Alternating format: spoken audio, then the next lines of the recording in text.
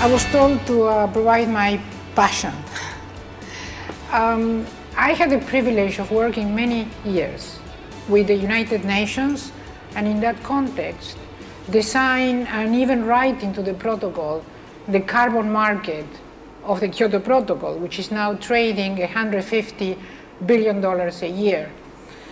And my passion in that context is to bring the issue of sustainable banking to a completion of the Kyoto process that was started in 1997 with the creation of the carbon market, which became international law in 2005, and now a process that has to be completed to put lower bounds on emissions in the whole world economy. We didn't get very far on that in Copenhagen, and we have the next chance in Mexico.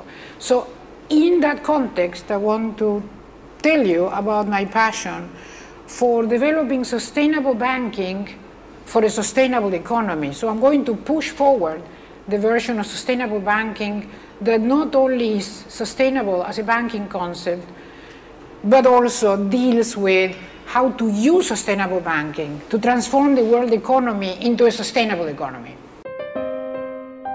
Hello. Well, as the grieving and the clear-up continues in Chile after the strongest earthquake ever recorded, we're going to be talking about mankind's difficulties in thinking ahead about catastrophic events with Graciela Chichilnisky, the international economist.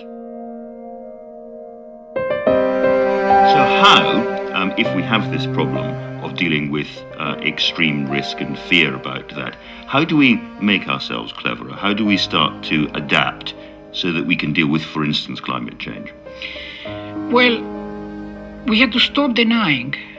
We have to start looking at the risk in its face. We have plenty of ways to look at these risks and to prepare against them. The critical thing is to somehow throw away conventional wisdom that we carry since von Neumann's work in the 50s. Actually, you're a very firm believer in man-made climate change. Why do you think so many people remain sceptical? I'm not a firm believer in climate change. I think the science is uncertain, and I think people are right to have skepticism. And we need to examine the data. I'm a firm believer in examining the data. Oh, I misunderstood. You don't believe in man-made climate change? I believe there is a risk, a serious risk of man-made change or human-made change. I don't believe that we have the certainty, and we don't need certainty. We act when we face a risk, even if we are not sure it's going to happen. Think of yourself. Do you own fire insurance for your house? And got smoke detectors. Do you not? You have to be protected. Are you sure your house is going to burn? The probability that your house will burn is much higher than the 25% or even the 20% that are sure that there is man-made change. In other words, if you look at the risks, the potential risk of catastrophic climate change is very substantial, and the could be is enough to protect. The whole reason for creating the carbon market of the Kyoto Protocol is because it changes the economic value and the pricing of everything in the world. And it makes anything which is based on clean energy more profitable, and anything which is based on dirty energy more expensive and undesirable. I want to emphasize the profitable part, because although we think that investing in this way can make us poorer, and you can see the rationale before the carbon market, that's true.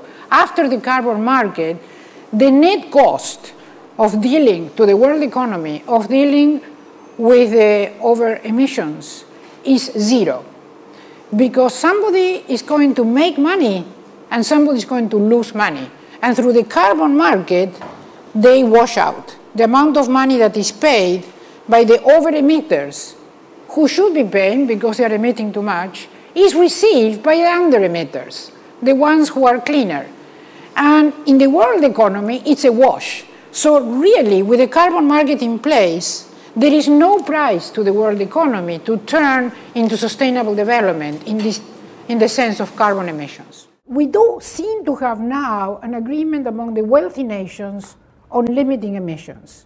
For as long as we don't actually do what we need to do in physical terms, the climate change could continue, we need the third generation carbon capture technology, which is carbon negative. This technology has the ability to build power plants that suck carbon from air and mobilize the profit-making energy industry that we just heard about into doing what they do best.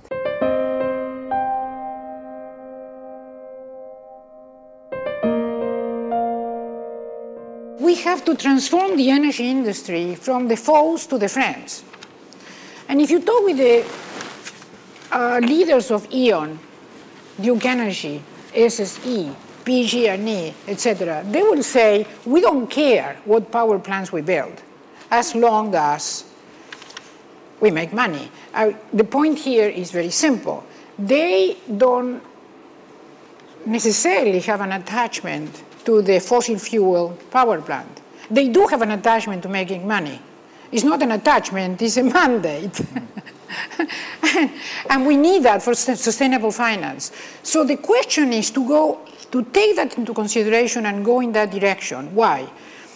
Because $200 billion invested in a fund that only invests in power plant companies would have the credit ranking, so it would be a vanilla type instrument that would be available to all investors. Everybody invests in Exxon.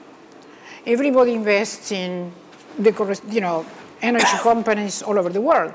So what you want is almost paradoxical, is to support the companies that are now producing most of the CO2 and to have an instrument based on the credit ranking of those companies. So we are going to have to transfer funding to the rich, but to build clean plants in the poorest nations.